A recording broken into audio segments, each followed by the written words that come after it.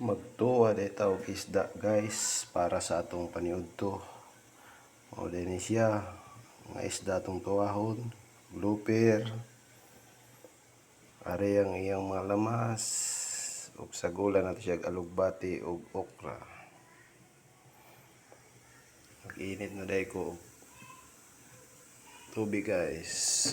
Nimbukal na. Ato na dayong ilunod ang lamas.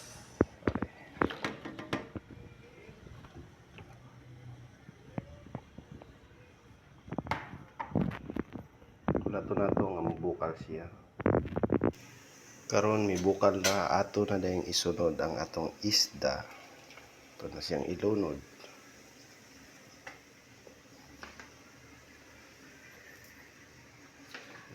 Hinahinayon lang ninyo ang iyang kalayo kay aron dili siya madali.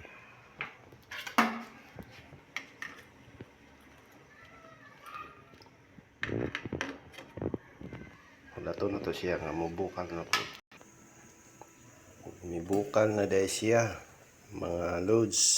Ato na dahil siyang ibutang kining okra. Kayon kalon wato na to siya nga malata. Ato na dahil siyang timplahan og asin.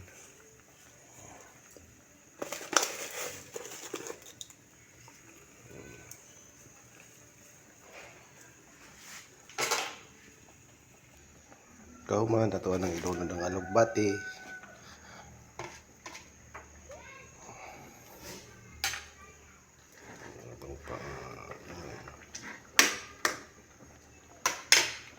Okay na. Thank you for watching guys.